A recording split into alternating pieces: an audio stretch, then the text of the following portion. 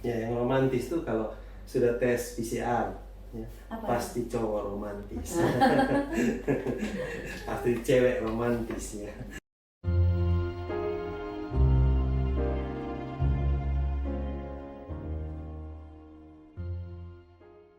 Halo, bisa dengar suaranya? Ya. Shalom Kak. Shalom. Shalom Kak. Ya. Halo. Silakan sapa mereka. Oke, teman-teman, saya jelaskan rules-nya dulu, teman-teman.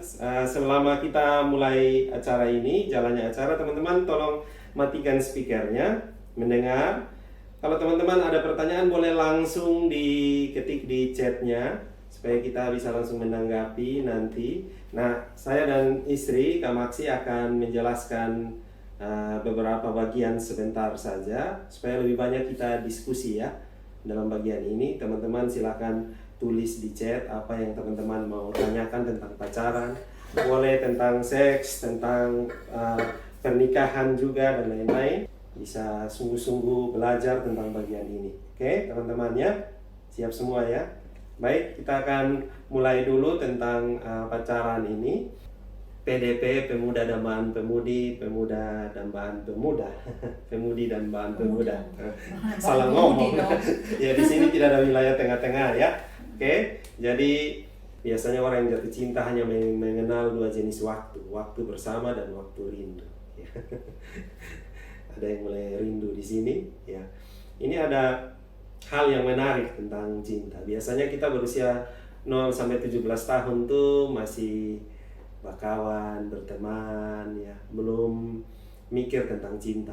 Makanya kalau masih muda tidak ada masalah tuh tentang cinta. Tapi begitu usia masuk masa remaja, ada remaja awal itu usia 10 sampai 13 tahun, orang sudah mulai puber di situ ya, mulai ada debaran-debaran dengan pasangan, mulai rindu dengan pasangan, mulai pokoknya bukan pasangan lah. Kalau lihat cowok itu rasanya gimana begitu. Ini Kak Maksi yang paling tahu, jelaskan tentang bagian ini. Ya, jadi teman-teman, kalau kita sini udah kebanyakan di atas 17 tahun ya. Jadi kita mau bicara sesuatu. Kalau teman-teman lihat gambar di situ, umur 18 sampai 24 tahun itu dikasih warna kuning. Sebenarnya ini mau kasih tunjuk warna emas ya. Karena di saat-saat inilah teman-teman itu bisa ketemu begitu banyak orang. Kalau SMA teman-teman sekolahnya terbatas, tapi kuliah teman-teman punya teman-teman yang semakin banyak. Contoh kalau teman-teman di kampus Undana aja ada lebih dari 50.000 mahasiswa misalnya. Kalau dihitung setengahnya aja, artinya kalian punya potensi ketemu calon pasangan itu sekitar 20 ribuan ke atas ya perbandingannya. Tapi kalau teman-teman memasuki masa di atas 25 sampai 30 tahun itu sudah mulai masuk ke dunia kerja, lebih terbatas lagi teman-temannya. Di atas umur 30 sampai 35 tahun lebih terbatas lagi. Kenapa terbatas? Karena biasanya teman-teman yang sepantaran dengan umur-umur itu biasanya has taken, sudah ada yang punya, sudah ada ceweknya atau udah ada cowoknya. Apalagi umur 36 sampai 40 tahun, kebanyakan sudah menikah. Nah, makanya biasa orang kalau udah memasuki 36 sampai 40 tahun itu biasanya mulai pelan-pelan menurunkan standarnya. Jadi yang dulunya cewek-cewek ngeliat cowok itu ngomongnya, lu punya apa? Sekarang dia mulai berubah. Lama-lama makin tua dia akan bilang siapa saja. Apalagi mulai memasuki umur makin tua, kadang-kadang sampai ada istilah, yang penting ada napas ya. Asal jangan ada ekornya. Gitu ya. Jadi artinya apa? Makin umur kita, peluang kita makin kecil. Nah, umur 18 atau sampai 24 tahun ini adalah masa-masa emas kalian untuk membuka mata lebar-lebar, menemukan calon pasangan yang akan kalian pikirkan atau doakan sebagai calon pasangan hidup kalian. Nah, makanya umur-umur inilah kita banyak bicara tentang cinta dan tentang pacaran. Kenapa? Karena kita hidup di dalam umur yang terbatas.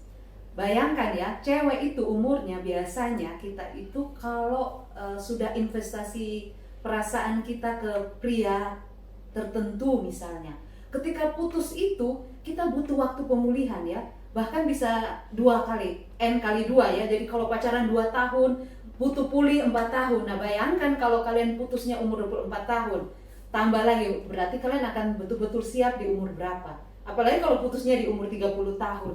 Waduh, itu paling susah tuh cari lagi ya. Nah sampai di situ, jadi teman-teman kita harus punya kesadaran itu, kesadaran bahwa kita punya umur di mana umur yang kita harus benar-benar pakai. Jangan wasting time dengan orang yang salah, tetapi invest time dengan orang yang sangat potensial.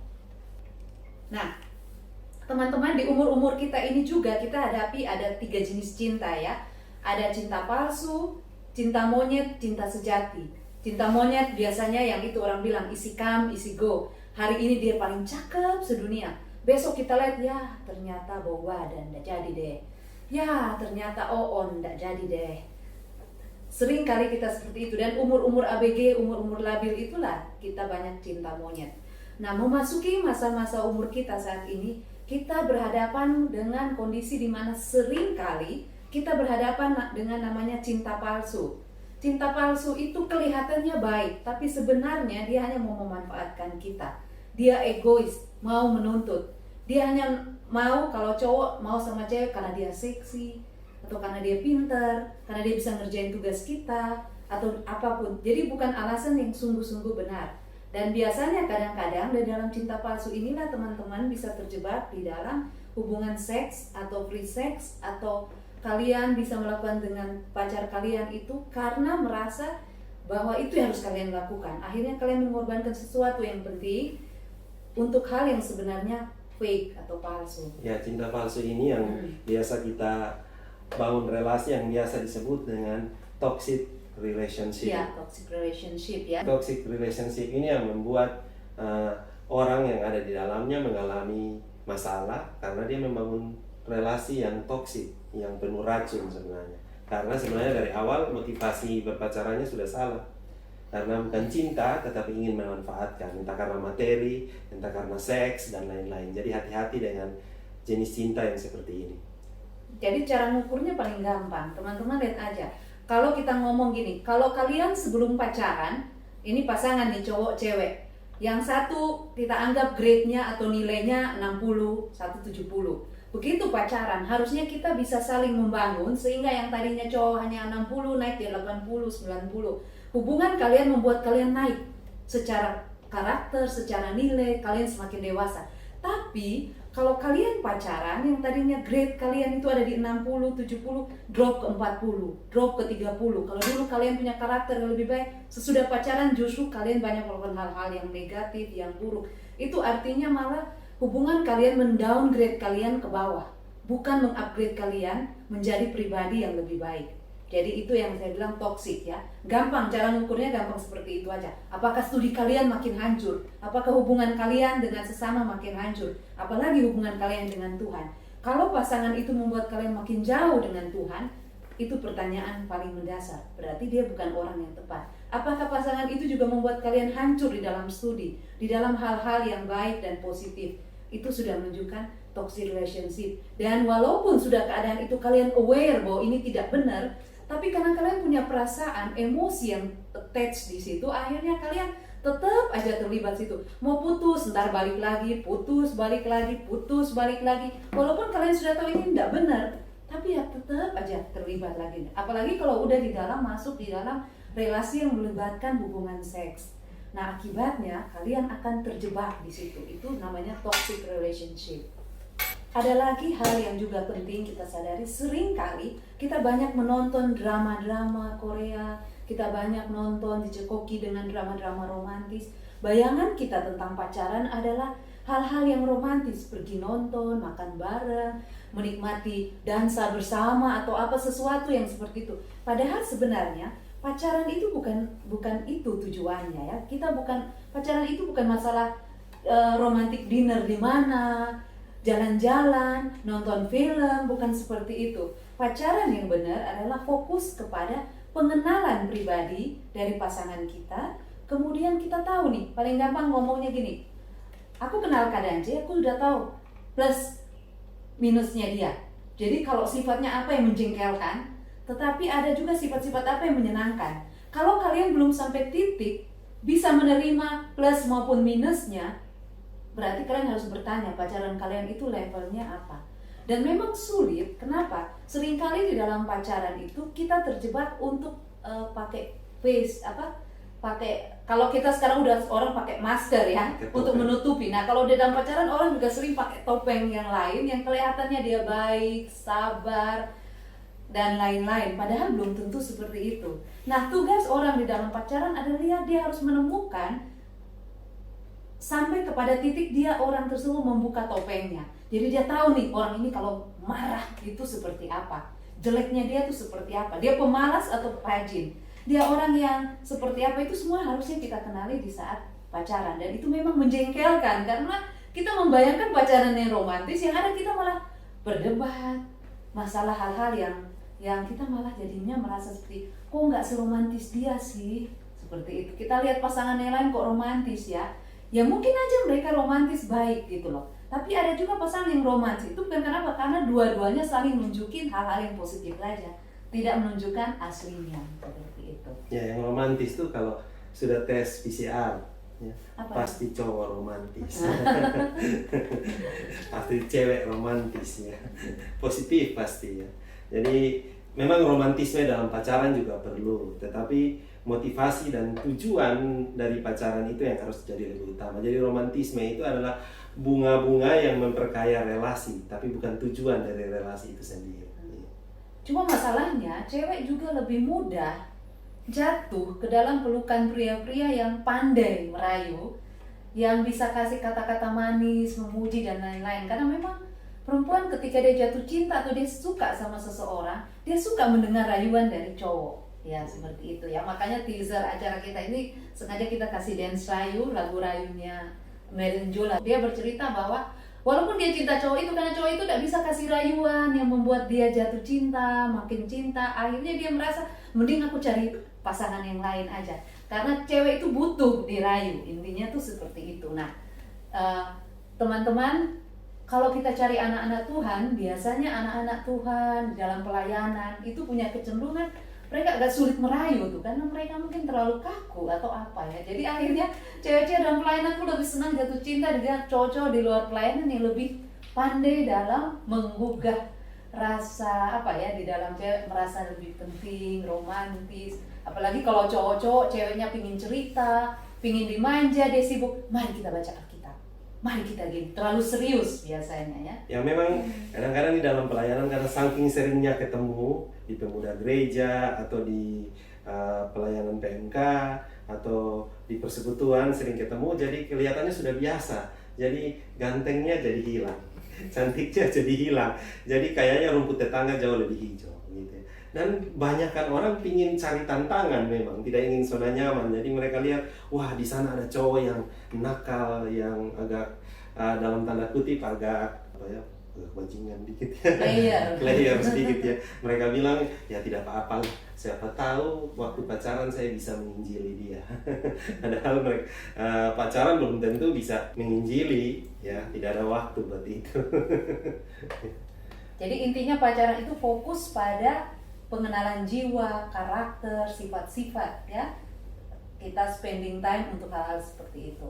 Nah ini ada beberapa hal tentang cinta yang harus diperhatikan, yaitu kalau dalam Alkitab kan kasih ada beberapa jenis, storge, cinta karena hubungan darah, phileo, eros, dan agape. Nah saya mau katakan seperti ini, setiap orang yang kita akan jadikan pasangan, yang pertama kita harus tahu bahwa orang itu bisa jadi sahabat kita, harus ada jadi phileo di dalamnya. Gimana mau pacaran dengan orang yang ngajak ngomong nggak bisa, ngajak tukar pikiran juga nggak mau, udah punya wawasan. Emangnya mau pacaran makan-makan dulu? Kan nggak mungkin ya, hanya nonton film dulu. Tidak kan, dia harus bisa bertukar pikiran dengan kita. Yang berikut, orang yang kita cintai itu juga harus bisa menjadi saudara buat kita. Kenapa? Karena dia harus mengasihi kita sama seperti dia mengasihi orang tuanya, saudaranya. Kalau dia mengasihi kita kurang dari yang seperti dia mengasihi orang tuanya, itu bahaya. Sebentar bisa ada kekerasan dalam rumah tangga. Atau setelah menikah, dia tidak bisa punya boundaries di dalam pernikahan. Kenapa? Karena dia lebih mementingkan keluarganya. Makanya jangan heran orang-orang yang seperti ini kalau sudah menikah, mamanya bisa campur urusan keluarganya, kakaknya bisa campur urusan keluarganya, karena dia tidak menempatkan pasangannya itu sebagai orang yang dicintai seperti orang yang punya hubungan darah. Ya, yang berikut harus ada eros dong. Gimana bisa cinta kalau tidak ada getaran, ya, tidak ada hawa nafsu, tidak ada gairah terhadap pasangan yang kita cintai. Jadi harus ada phileo, harus ada storge, harus ada eros. Tetapi yang paling penting di sini harus ada agape. Kenapa? Karena mencintai seseorang harus dengan level seperti itu. Rela berkorban, rela memberikan segalanya. Karena tanpa kasih agape, maka kita tidak mungkin bisa mengasihi. Ini yang Kristus lakukan buat kita. Kristus mengasihi kita pada saat kita masih berdosa. Bukan karena kita ganteng, karena kita cantik, atau kita buat sesuatu yang hebat. Tetapi dia mengasihi kita karena memang dia ingin mengasihi kita. Karena kasihnya. Nah, mencintai seperti ini luar biasa, ya. Senang Karena tidak? gini, eros itu penting. Memang kita kalau nggak punya eros, ya ngapain jatuh cinta? Ya kalau memang nggak punya eros, ya mending bersahabat aja, ya kan? Tapi yang penting juga kita kembangkan filio atau persahabatan dengan pasangan kita, karena gini, kadang-kadang eros itu bisa menurun seiring waktu dan lain-lain. Tetapi itu yang makanya orang bilang ketika hawa nafsu itu hilang, atau orang salah menafsirkan seperti cintanya sudah hilang, hanya tinggal komitmen katanya. Karena sudah kayak orang makin lama makin menikah, lama-lama kita lihat papa mama tuh kok kayaknya lama-lama atau karena persahabatan mereka yang lebih kuat. Tetapi penting juga orang tetap memelihara eros itu di antara pasangannya, tetapi bukan menjadi yang paling utama. Dan kita berharap kita bisa naikkan level itu ke arah kita belajar learning dari apa yang Tuhan lakukan kepada kita. Mungkin kadang bisa jelasin kayak posisi perempuan dan laki-laki dalam hubungannya dengan kenapa kita ngomong agape dan kenapa Tuhan contohkan suami terhadap istri itu harus seperti apa dan lain-lain. Iya, nanti setelah menikah maka relasi pernikahan itu bukan hanya sekedar relasi seks, relasi persahabatan, relasi keluarga, tetapi yang ada adalah relasi kita dengan Tuhan, tanggung jawab kita dengan Tuhan. Karena itu mencari pasangan, dia harus siap, kalau jadi seorang suami, dia harus siap menjadi pemimpin dan imam di dalam keluarga yang bisa menjadi kompas rohani. Makanya biasanya ada orang pakai istilah segitiga relasi itu ya, kayak gini ya. Jadi kayak kita bicara, kita nggak boleh punya cinta terhadap pasangan kita, tetapi kita juga lihat ini seperti kamu, pasanganmu, dan ini Tuhan. Kalau kamu mencari Tuhan, pasanganmu juga datang mencari Tuhan, kalian makin lama makin mendekat. Tapi kalau kamu mencari Tuhan, pasanganmu cari Tuhan, kamu menjauhi Tuhan, tidak ketemu. Jadi semakin kalian berdua mencari Tuhan, Tuhan jadi utama dalam hubungan kalian akan makin dekat. Contoh begini, kadang-kadang pacar tuh menjengkelkan kok. Kadang-kadang ada masa di mana kita mangkal banget lihat sifatnya. Nggak usah pacar, suami istri aja kadang-kadang kita bertengkar gitu loh. Kadang-kadang kita makin ngapain juga dulu kita pilih dia ya, kayaknya masih mending pilih yang lain dan lain-lain. Tapi ketika rasa-rasa itu muncul, ada hal begitu, kita ingat apa yang Tuhan katakan. Atau ketika kita marah, atau kita buat salah, atau apapun, kita bisa saling mengampuni dan lain-lain karena kita belajar dari apa yang Tuhan contohkan. Jadi acuan konsep nilai yang digunakan, kalau sama-sama acuannya kepada apa yang Tuhan ajarkan, biasanya hubungan kita akan semakin dekat karena kita tidak pakai konsep dunia, tetapi apa yang Tuhan bilang di dalam relasi. Jadi dengan hal ini kita harus mendefinisikan pacaran kita nantinya, ya. Jadi kalau teman-teman pacaran hanya untuk sekedar punya teman dekat supaya bisa TTM-an, ya lebih baik bersahabat aja deh, ya. Karena pacaran bukan hanya untuk mendapatkan teman dekat gitu, karena hasilnya bisa lebih sakit dari sebelumnya, ya. Mau nanti setelah menikah pas konseling di gereja atau sama konselor gitu, daftar mantan pacarnya banyak banget, ya. Dan bisa bayangkan aja ya, hasil penelitian menunjukkan bahwa orang yang berpacaran contohnya di usia SMA ya, 95% tidak sampai ke dalam pernikahan. 5% yang sampai, itu pun karena married by accident. Kenapa? Karena pacaran dengan cinta monyet itu biasanya tujuannya bukan untuk menikah, tujuannya untuk bersahabat, cari teman dan lain-lain. Tapi ada juga yang cinta SMA-nya berlanjut sampai rumah tangga dan bahagia. Cuman itu one of a kind atau jarang terjadi. Umumnya tuh kita pasangan yang kita saling menemukan di usia yang dewasa, sudah saling mengerti dan lain-lain, biasanya bisa lebih saling mengenal dan saling kayak sudah di level yang sama seperti itu ya. Ya, jadi pacaran yang dimaksudkan di sini adalah pacaran yang merupakan persiapan menuju pernikahan. Jadi pada saat kita membangun relasi pacaran, maka kita harus tahu bahwa kita lagi membangun relasi yang serius yang menuju kepada pernikahan sebenarnya. Itu yang benarnya. Tetapi biasanya kan orang memakai relasi pacaran ini hanya untuk senang-senang, mencari sahabat. Sama kayak kita kuliah. Kuliah itu kan bukan goalnya kita jadi sarjana. Memang jadi sarjana, tetapi bukan cuma berhenti jadi sarjana. Kita ingin bekerja, kita punya karir, kita akan mengembangkan karir kita dan lain-lain. Jadi itu prosesnya. Sama seperti pacaran juga. Kita harus berpacaran yang baik dan lain. Tapi goalnya bukan di titik jadian pacarannya, tetapi endingnya ke pernikahan. Dan di dalam pernikahan pun bukan end up di hari menikahnya itu, tetapi bagaimana akhirnya rumah tangga itu pada ujung-ujungnya adalah memuliakan Tuhan. Jadi yang kita lakukan pacaran ini cuma satu step menuju pernikahan, dan pernikahan itu tujuannya untuk memuliakan Tuhan. Jadi ada proses yang panjang itu. Jadi kalau kalian pacaran, pada ujungnya kalian tidak yakin untuk menikah, jangan pacaran. Seperti itu. Dan siapa yang kalian mau pacaran itu orang yang kalian pikir konsep nilai, bagaimana kalian akan menghabiskan sekitar lebih dari setengah umur kalian tuh di dalam pernikahan loh. Bisa 40-50 tahun bersama dia. Bayangkan kalau kalian salah pilih. Pas bangun pagi baru lihat mukanya, kok bisa ya aku terjebak ke sini? Kok aku dapat musibah ya, bukan mujizat. Bisa ganti casing tuh. Iya, itu bukan kayak HP yang kamu bisa ganti, karena di dalam kita nih kadang bicara konsep pacaran Kristen ya. Dan pacaran Kristen menuju menikah, dan menikah bukan untuk bercerai. Jadi kita akan berpikir ketika memilih pasangan adalah apakah dia orang yang akan saya nikahi kelak dan akan saya habiskan seumur hidup saya untuk bersama dia. Terus nanti teman-teman, Kak, jadinya berat sekali ya, baru senang cowok aja kita sudah mikirnya panjang.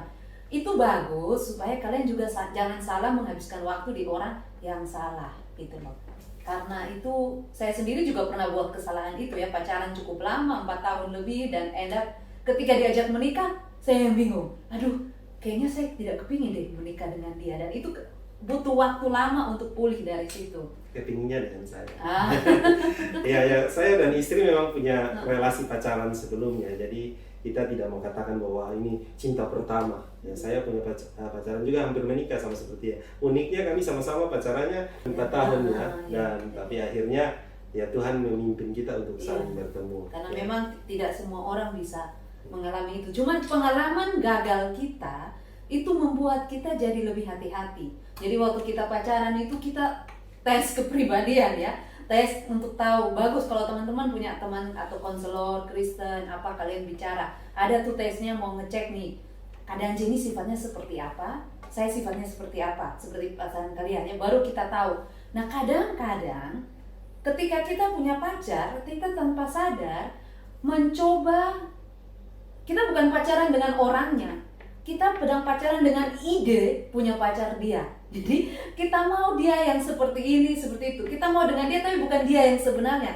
Dia yang dalam bayangan kita sendiri. Jadi kita harus belajar untuk tahu dia yang sebenarnya seperti apa. Jadi contoh paling konkret misalnya, kita punya bayangan Kamaksi, bayangan Kamaksi itu dulu cowok itu harus kayak papanya Kamaksi, karena Kamaksi dekat sama papanya Kamaksi. Papa Kamaksi itu flekmatik, orangnya cuek abis, tidak pernah ngurusi mau orang ngomel kayak apa, kok papa senyum. Sampai kita bilang papa saya itu marah setiap tahun kehabisan, saking tidak pernah marahnya. Lalu pacaran dengan Kadance ini, saya omelin, kok dia males ya? Maksudnya bayangan saya cowok itu kalau diomelin saya itu diam, jangan banyak ngomong gitu. Nah ketika dia mengcounter balik pemikiran saya tidak terima. Lu diam kalau saya ngomong, karena bayangan saya itu, saya punya bayangan tentang papa saya. Nah sedangkan kadang dia juga hidup, dia punya mimpi seperti apa calon istrinya gitu loh. Dia juga dekat sama mamanya, dia punya bayangan mamanya seperti apa, calon istri yang baik seperti apa. Nah tes-tes kepribadian, tes-tes psikologis itu membantu kita mengenali. Jadi pasangan kita dengan sifatnya ini datang dari papanya atau mamanya. Kita juga seperti itu.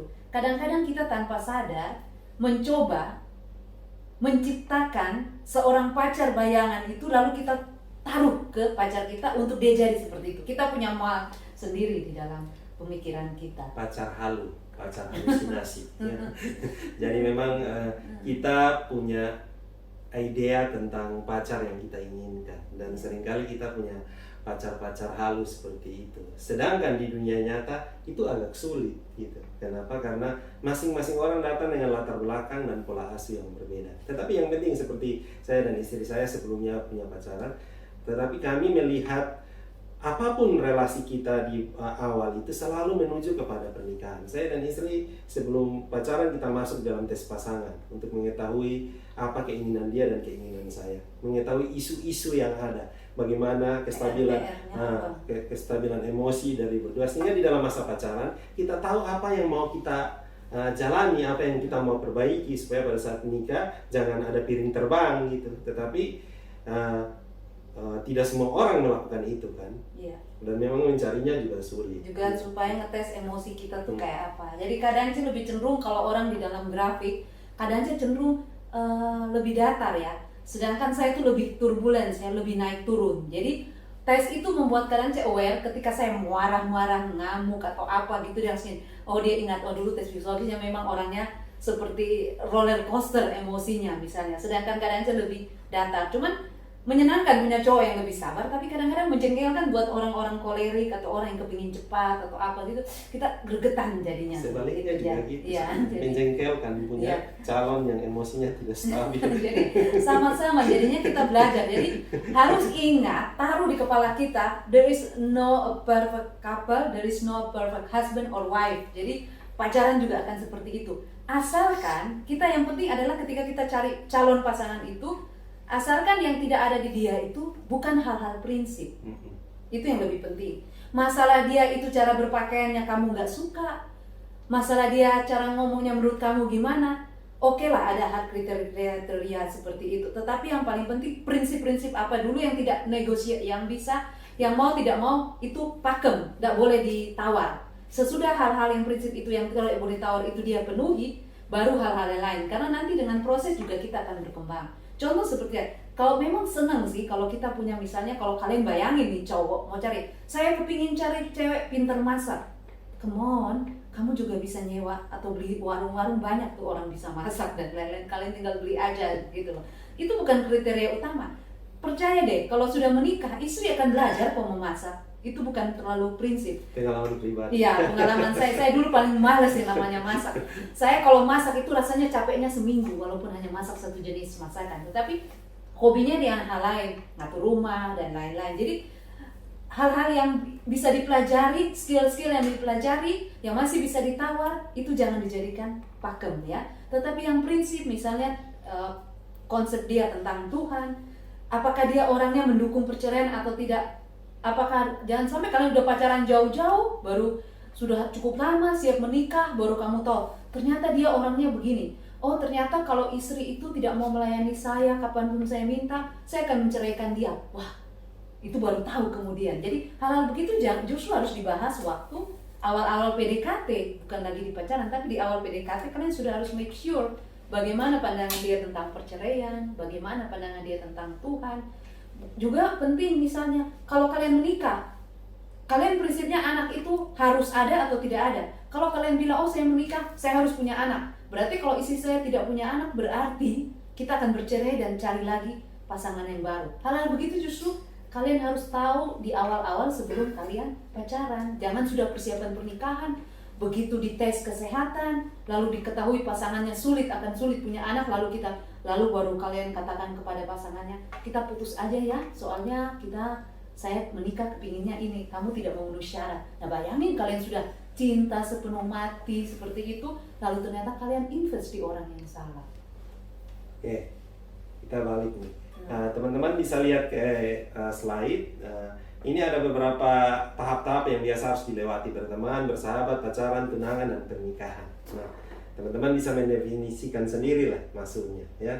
Nah biasanya paling banyak kita punya teman dan sahabat ya. Dari teman punya sahabat, dan dari sahabat itu kita seleksi jadi pacar di dalamnya, terus tunangan dan menuju pernikahan. Nah harusnya pada saat kita merencanakan itu semua, kita harus start from the end of mind. Jadi di pikiran kita, adalah pernikahan. Sehingga pada saat kita mulai menyeleksi nih dari teman-teman yang ada, siapa sih yang bisa jadi sahabat, dari sahabat yang ada siapa sih yang bisa jadi pacar saya. Teman-teman harus melihat bahwa apakah orang ini orang yang pantas atau orang yang layak untuk saya nikahi nantinya, ya. Jadi bukan melihat bahwa saya hanya pacaran dengan dia. Ya, teman-teman harus melihat dari akhir. Kenapa? Karena ending dari relasi pacaran itu menuju kepada pernikahan. Dan pernikahan adalah pilihan yang mungkin hanya sekali seumur hidup, ya. Dan saudara akan menjalani hidup bersama-sama dengan dia. Jadi harus dipikirkan masak-masak. Makanya orang bilang pilihan terbesar di dalam hidup ini, yang pertama menerima Kristus sebagai juru selamat pribadi, yang kedua adalah memilih pasangan hidup. Karena saudara mungkin tidak punya kesempatan untuk memilih yang berikut lagi, ya. Karena itu sekali seumur hidup. Kayak tadi kan batasan umur ya. Cowok sampai umur 70-an pun masih bisa nikah, 80. Cewek, kita ada masanya ya, bahkan ada expirednya untuk kesuburan ya. Ada masanya kita tidak bisa lagi punya anak dan lain-lain. Jadi hal-hal itu yang harus kita pertimbangkan. Makanya biasanya saya selalu sarankan cewek, kalian pacaran bikin goal nih. Kalian mau pacaran berapa lama? Jangan asal pacaran aja, let it flow. Tunggu aja nanti lihat kita bagaimana. Waduh, lebih baik jangan pacaran. Kalau cowokmu itu kalau belum tahu dia tuh punya planning hidup, mau kapan dia selesaiin kuliahnya, kapan dia mau kerja, berapa lama dia nabung sebelum kalian menikah dan lain-lain. Kalau tidak punya goal itu jangan pacaran, berteman aja dulu. Supaya karena umumnya kalau pernikahan terlalu lama pacaran dan lain-lain itu yang dirugikan pihak cewek ya, karena kita terbatas oleh umur ya. Ya.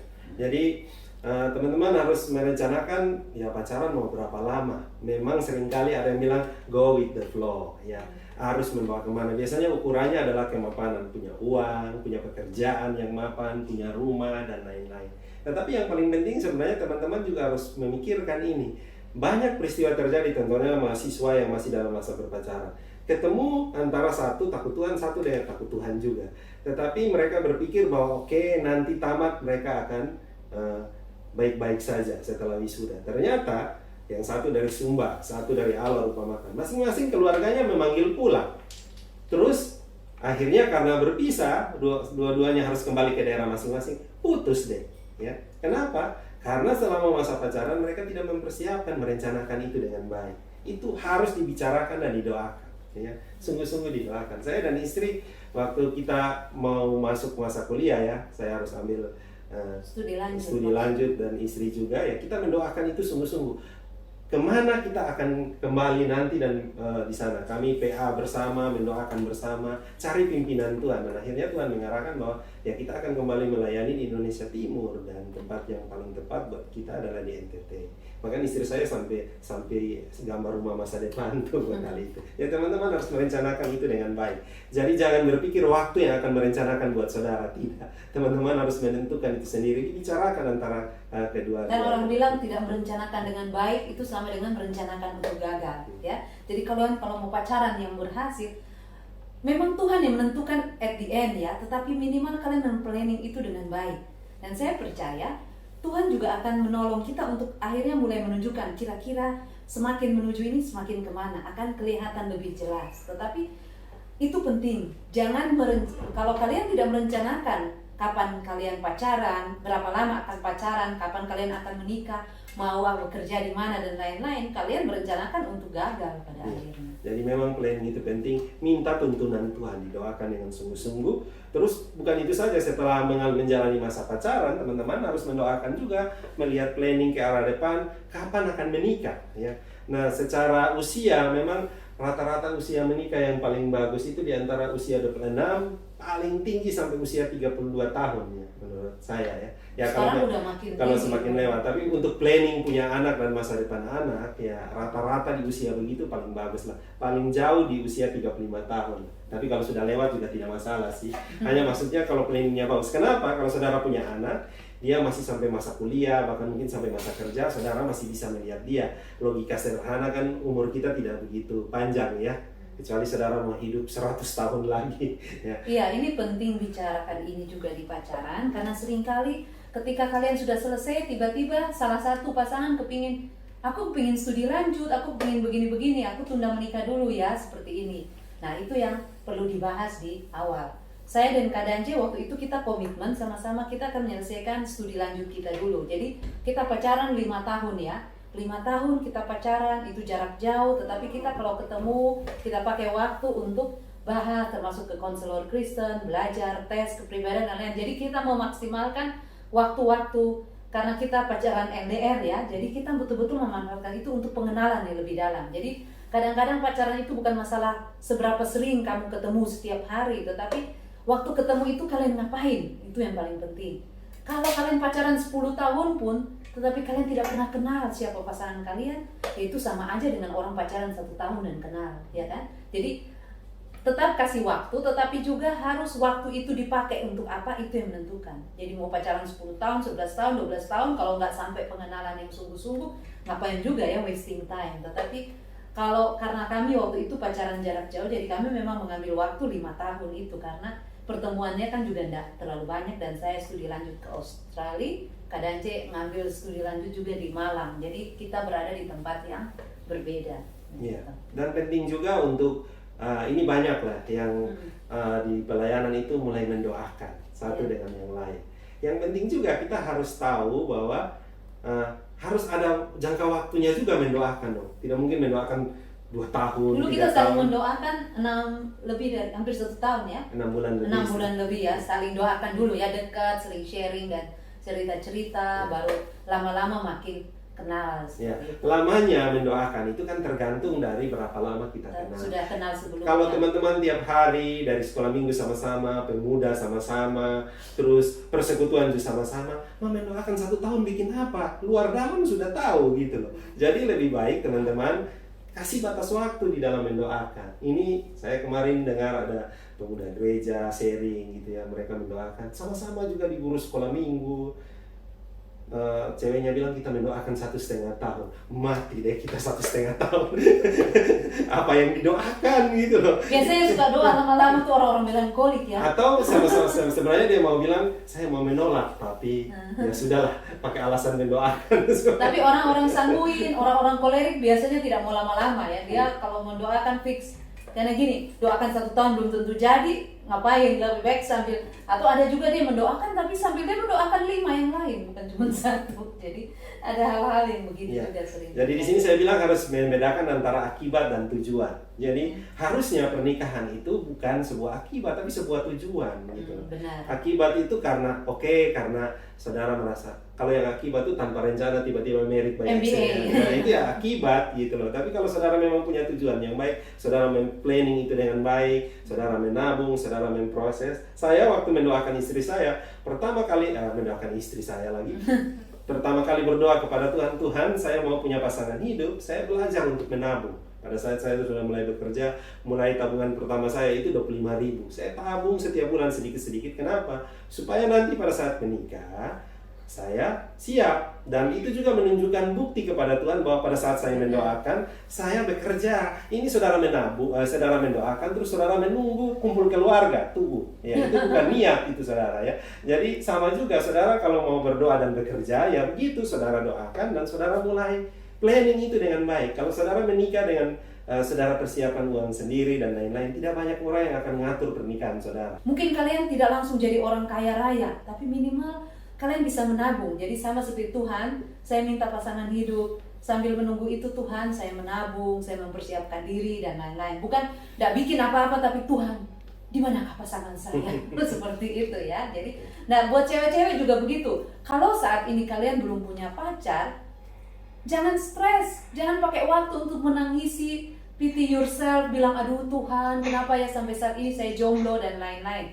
Teman-teman tolong fokus. Kalau memang saat ini belum ada yang kalian kecengin, belum ada calon pasangan atau apa, di saat itu kalian masih belum tahu siapa, pakai waktu kalian untuk improve yourself. Jadi upgrade diri kalian, pakai waktu kalian untuk benahi diri. Karena gini, seringkali kita bilang, Tuhan, saya mau cowok yang seperti ini. Pertanyaannya, kalau itu semua itu ada di cowok itu, pertanyaannya apakah dia juga mendoakan orang yang seperti kamu? Kalau kamu bisa buat kriteria buat cowok juga punya kriteria dong untuk ceweknya. Jadi biar seimbang. Masa kalian minta dapat mujizat, tetapi diri kalian sendiri musibah, bukan mujizat. Jadi bukan sesuatu ya. Jadi kalau orang dapat kamu itu, dapat punya pacar kamu itu, orang akan merasa, aduh saya dapat mujizat. Sama, jangan sampai satu mau cewek cantik, mau cewek ini dan lain-lain, tetapi dia sendiri jorok orangnya, males, nggak pernah mau mikir masa depan dan lain-lain, tapi mimpi punya cewek seperti ini ya. Jadi daripada waktu kalian dihabiskan untuk menangisi diri kalian belum dapat pasangan, pakai waktu kalian untuk upgrade diri ya. Seperti itu. Kalau saya punya prinsip seperti itu. Semua cewek-cewek jomblo saya bilang, daripada pusing mikir cowok atau ngejar cowok, bikin diri kalian bagus, ntar cowok-cowok ngejar kalian. Jadi seperti itu ya. Dulu saya ngejar. Ada deh. Iyalah, kalau istri saya biasa bilang kalau berlian itu sudah digosok akan bersinar. Orang pasti akan lihat, nggak usah khawatir tentang hal itu. Persoalannya adalah apakah saudara berlian? Ya, jadi ibarat tuh seperti ini. Ada buku dulu saya dalam proses mencari pasangan itu saya banyak baca buku. Ada buku yang bagus tuh misalnya Finding Mr. Right, Avoiding Mr. Wrong. Pokoknya buku-buku kepribadian atau buku Lady in Waiting, buku-buku yang mempersiapkan diri kita untuk membenahi diri kita dan kemudian bersiap-siap mencari pasangan hidup yang seperti apa. Nah, ada satu hal yang saya ingat dari bacaan-bacaan itu adalah dia bilang gini, seringkali cewek-cewek itu mimpi punya cowok tuh seperti ini, cakep, mapan secara finansial, punya ini itu, pokoknya segala sesuatu yang ideal ada di cowoknya. Masalahnya ketika kalian menemukan cowok itu, biasanya cowok itu udah punya cewek. Karena cowok-cowok berkualitas itu biasanya banyak juga yang mau. Jadi akhirnya sudah orang istilahnya hashtag kan sudah ada yang punya. Jadi jangan mimpi langsung dapat, sama seperti kalian lihat cincin permata ya. Waktu permata itu ada di cincin yang indah, dipajang di toko perhiasan, harganya pasti mahal sekali, mahal. Nah teman-teman, dan itu sulit dapatnya, itu ya jarang gitu loh. Nah jadi teman-teman, lebih baik kalian lihat cowok itu dengan potensi apa yang ada di dalam diri kalian. Sama seperti bongkahan batu, dia mengandung material yang berharga. Itu lebih penting. Mungkin dia belum diasah, mungkin dia belum bersinar, tetapi dalam berelasi dengan kalian saling mengasah. Jadinya cowok yang tadinya orang lihat nilainya cuma 60-70, bersama kalian dia langsung upgrade nilainya jadi tinggi. Dia dulu biasa-biasa aja seperti ini, tapi karena dia punya sikap yang rajin, baik, cinta Tuhan, by time dia akan jadi orang-orang pemimpin-pemimpin di masa depan. Dan orang-orang seperti itu bisa diandalkan untuk jadi pasangan hidup. Dan biasanya cowok-cowok juga menghargai wanita-wanita hebat di belakangnya dia, yang membuat dia menjadi hebat seperti sekarang ini. Jadi lihat di sekitar kalian, siapa pria-pria yang punya potensi itu, lalu kalian doakan.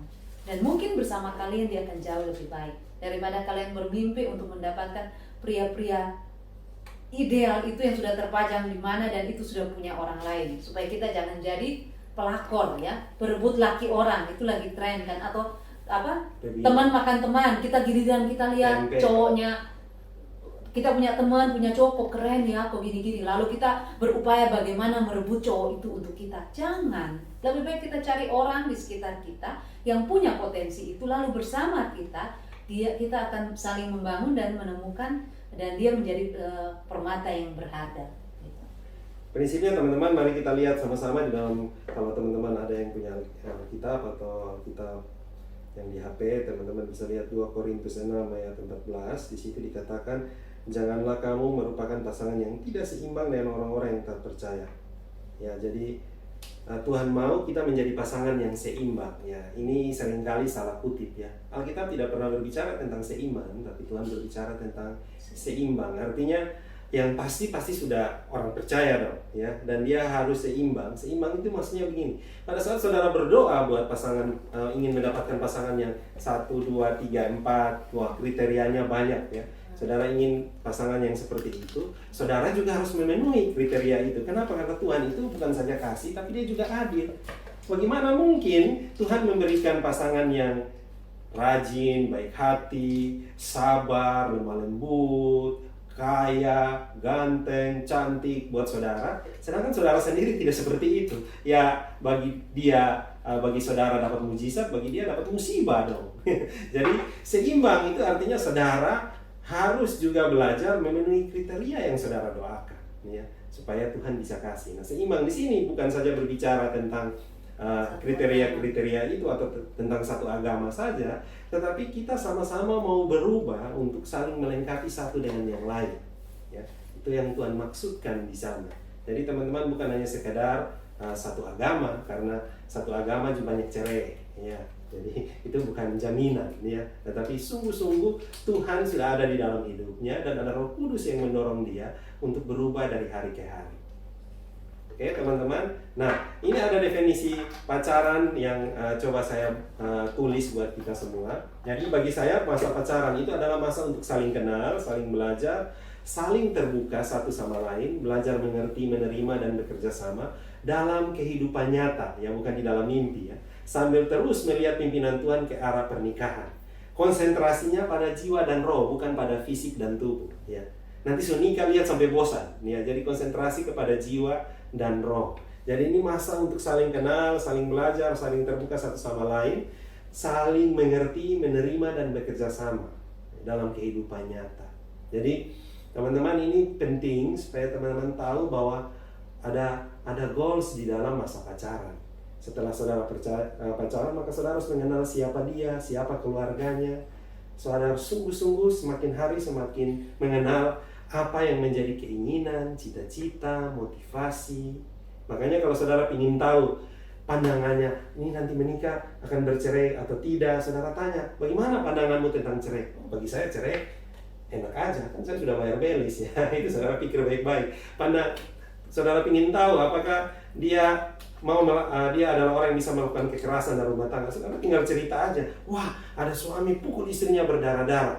Terus dia bilang begini, ya kan pukul boleh saja, kan itu istri. Tapi ada juga loh, dia jawabnya, iya enggak boleh begitu. Padahal dia juga begitu. Ya, itu kan bisa tahu kemudian. Tapi kalau dalam kata-kata saja sudah jelas seperti itu lebih parah lagi. Atau saudara ingin tahu pandangannya tentang perselingkuhan, saudara tinggal ceritanya aja. Wah, ada berita tentang selingkuh dan lain-lain. Dia bilang, ya, kalau bagi saya memang selingkuh, bagi dia selingkuh itu harus dilakukan, ya, ada masalah. Wah, saudara pasti berpikir baik-baik pada orang-orang seperti itu, ya. Oke.